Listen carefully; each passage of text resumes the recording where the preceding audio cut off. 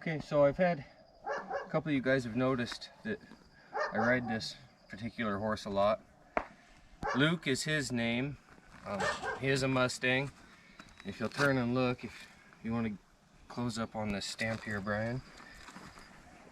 That stamp was put on him by the state when he was caught. And there's a way to decipher that. I forget his exact details. I know he was caught south of Eureka, Nevada. I believe off the Fish Lake herd management area. I could be wrong about that. You can tell that the day or the year he was caught and his estimated age when he was caught. And it's approximate, of course. I got him in a horse trade in 2018. A good friend of mine called and he asked if I was in the horse trading business, and I kind of was and I kind of wasn't. I had a really good old rope horse that I was cowboying off of. I was cowboying full-time at the time. I was in the saddle 6 days a week for 10 hours a day, sometimes a little bit more, sometimes a little bit less. And my old yellow rope horse was getting old and not quite keeping up anymore. He was getting to be pretty hard to keep weight on, and he needed an easier job and I needed a younger horse. So I entertained the idea. I said, sure, what do you got for horse trading here? And he says, well, I got this Mustang that I got. He says, and I got to get rid of him because he grabbed one of my daughters by her hair and threw her over the fence. Who would have done that? So I says, yep, not a problem. I says, I can take something like that and my old rope horse will be really good for your little girls. So we made the trade, and this horse didn't come with a name, and I don't really know his background before I got him, other than he was a Mustang. I don't know what training he had or anything, but he'd never been shod. So I got him to the ranch and put a set of shoes on him first thing, and he acted pretty good about his feet. So I thought, hey, this might be an okay deal. And then went to riding him, and he bucked a little bit, and he bit a little bit, and he kicked a little bit, and he'd strike at you a little bit. And he honestly was just kind of a terrorist for the first while. So I went to using him about 3 days a week, and he got about 6 months of being rode pretty hard 3 days a week, which is a little bit much for most horses. He handled it really, really well and soaked up everything I tried to teach him like a sponge. When I very first got him and started riding him, I rode him in a snaffle, which is not usually what I do, but it's what he knew. So I rode him in that snaffle long enough to get kind of a handle on him and get him to where I could trust him not to do something really dumb, and then put him in a hackamore and rode him in that a while. And I hurried him quite a bit into the 2-rein and then into the bridle.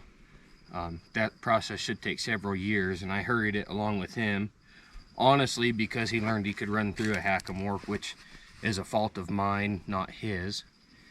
So he's in the bridle now, and I've said it before and I'll say it again, he's not necessarily a bridle horse, he's a bridle rack. But I can do anything I need to on him now. I can go catch him anytime. On a nice cold morning, if I jump him right out of the trailer and go to run a calf down, he might try to play around a little bit, but it's not much more than an over-exaggerated lope these days. As I started to say though, he didn't have a name when I got him. So I brought him back to the ranch, and my wife comes out of the house, and we're standing in the corral looking at him, and she says, what are you gonna do with him? And I says, well, I'm gonna make him real nice like a fine pair of Lucchese boots. All he needs to do is catch up. So his name kind of became Luke out of Lucchese boots because it sounded better than Ketchup. But Ketchup probably would have fit him for a name. But Luke works pretty good for him.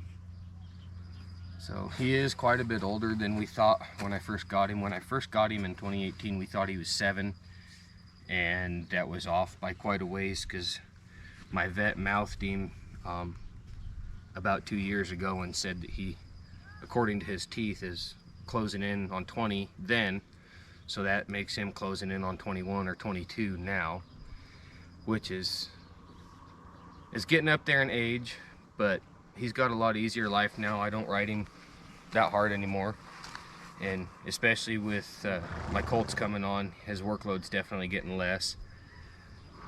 But I can grab him anytime I need a horse that I have something to do that I can't fail on.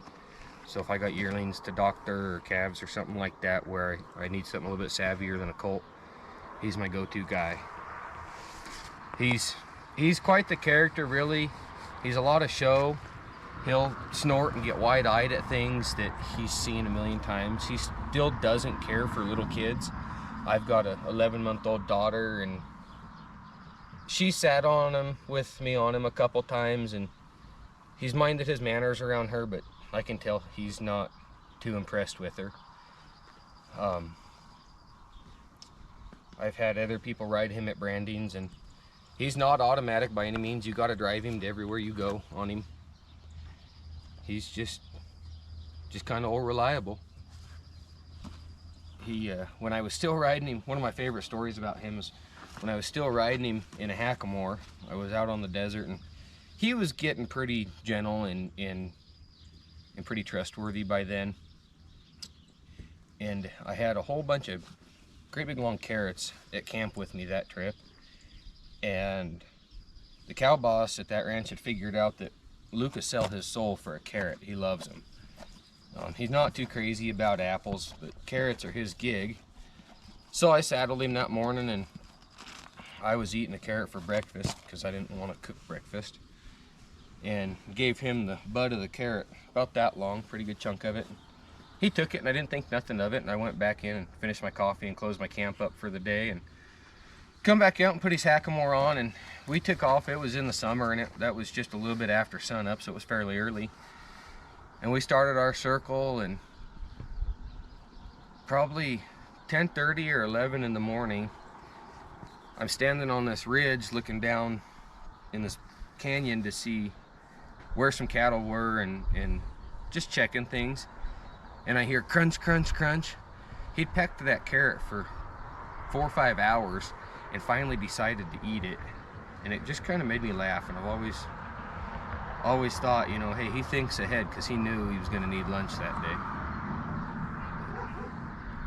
That's Luke's story. I don't plan on getting rid of him. He'll be here until he decides to go to greener pastures in heaven. And just how he is. You got anything to add? So, if you got any questions, guys, don't be scared to ask me in the comments, and make sure and like and subscribe to the channel. It really helps build it, and the idea is that I can build this channel up to where it'll bring me a little bit of income, and I can focus more on cowboying and bring more videos to you guys. So thanks for your interest, and just ask any questions. I don't mind answering them.